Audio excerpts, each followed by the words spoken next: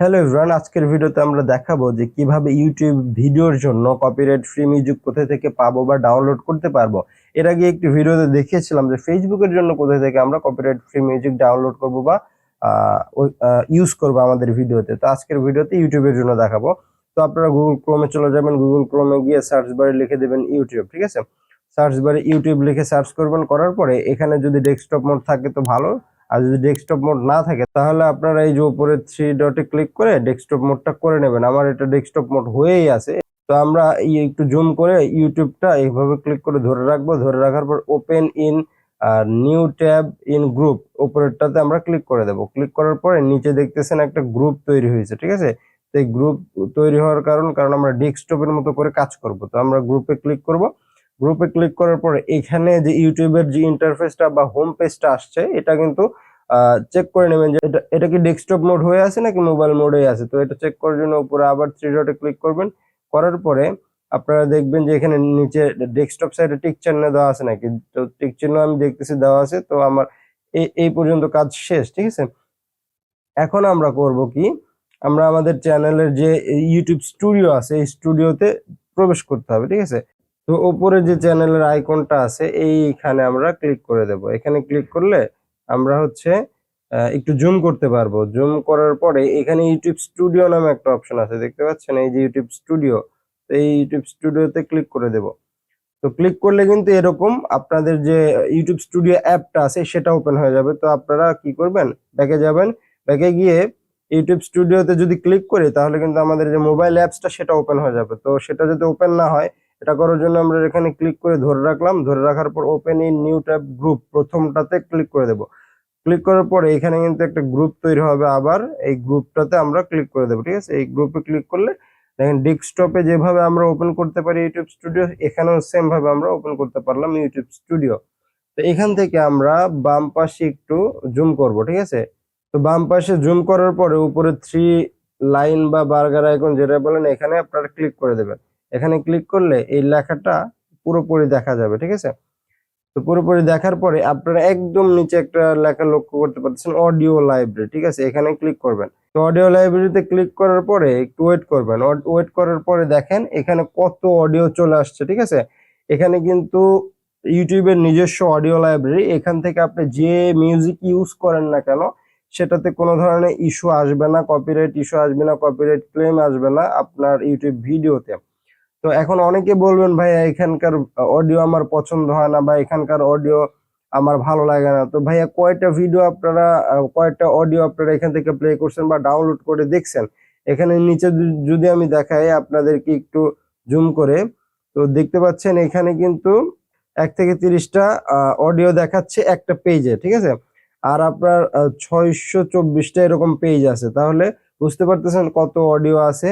এখান থেকে আপনারা যেদিন শুধু অডিওটা বাছাই করবেন বা যে মিউজিক গুলা বা ব্যাকগ্রাউন্ড মিউজিক গুলো আপনারা বাছাই করবেন, একটা দিন শুধু স্পেসিফিক এই অডিও বাছাই করার জন্যই রাখবেন, যাতে করে অনেক অডিও আপনারা বাছাই করে সুন্দর একটা ফোল্ডার করে সেখানে রেখে দিবেন ভিডিও এডিট করার সময়, যাতে আপনার কাজটা আরো ফাস্ট করতে পারেন, ঠিক আছে। আর এখান থেকে আপনারা প্লে করে করে শুনতে পারবেন। এই যে প্লে বাটন, এটা হচ্ছে প্লে বাটন। এখানে যদি ক্লিক করেন আপনার অডিও গুলা বাজতে শুরু করবে, ঠিক আছে।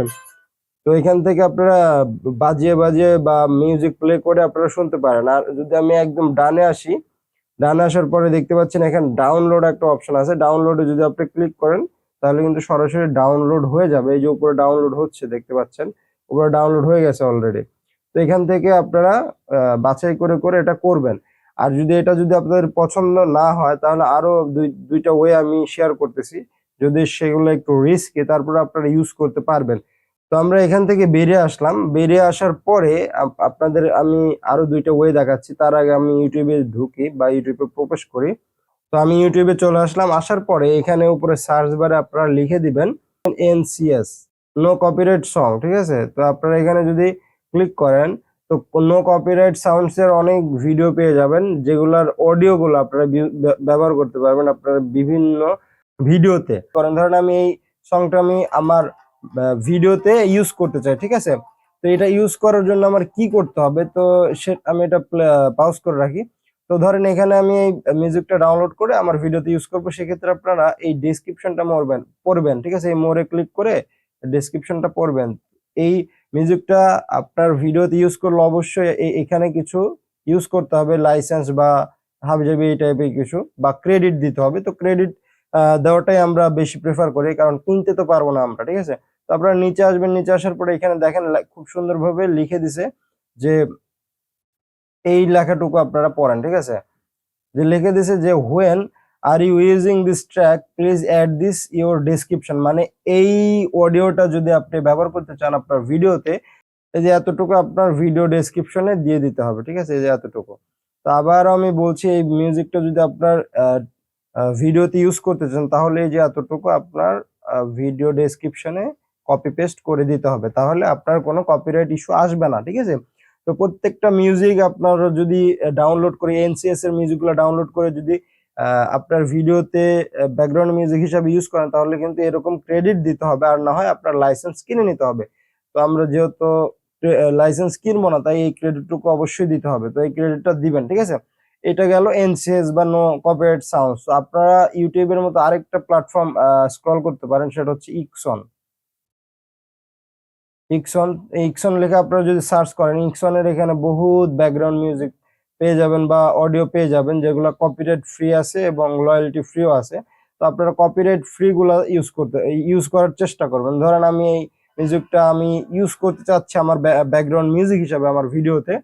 তো এটা আমি আগে পাউজ করি, পাউজ করার পরে এভাবে সেম আবার আপনারা মোরে ক্লিক করে ডেসক্রিপশনে আসবেন, আসার পরে আবার মোরে ক্লিক করে আবার মোরে ক্লিক করবেন, তাহলে কিন্তু আপনার এই ইউসেজ পলিসিটা আপনারা দেখতে পারবেন, এবং যদি এখানে কোনো ক্রেডিট দেওয়া লাগে সেটাও কিন্তু এখানে আপনারা দেখতে পারবেন। তো তো এখানে লেখা আছে দেখেন ইউসেজ পলিসি, ঠিক আছে, এই যে এই লাইনটা, এই ইউসেজ পলিসিতে যদি আপনারা ক্লিক করে দেন, মানে আপনার ইউজ করার সিস্টেমটা বুঝতে পারবেন, ঠিক আছে।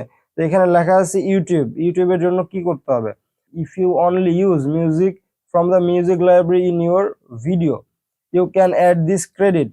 তো আপনি দেখেন এখানে কিন্তু খুব সুন্দর করে লিখে দিছে যে আপনি যদি ইউটিউবের জন্য এটা ব্যবহার করতে চান তাহলে এতটুকু ক্রেডিট আপনার ডেসক্রিপশনে লিখে দিতে হবে, ঠিক আছে। তো যেখান থেকে আপনি খুশি ইউজ করেন তবে ক্রেডিট আপনার দিতে হবে, ক্রেডিট না দিলে কিন্তু আপনার কপিরাইট ইস্যু চলে আসবে।